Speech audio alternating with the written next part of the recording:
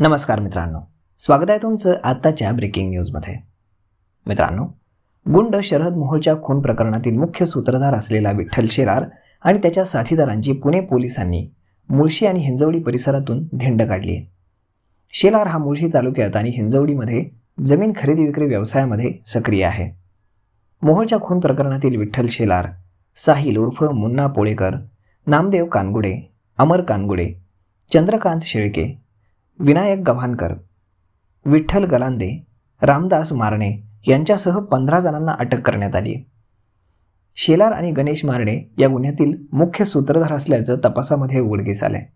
त्यामुळे पुणे पोलिसांच्या गुन्हे शाखेनं शेलार आणि त्याचा साथीदार रामदास मारणे यांची मुळशी तसेच हिंजवडी भागातून धिंड काढली।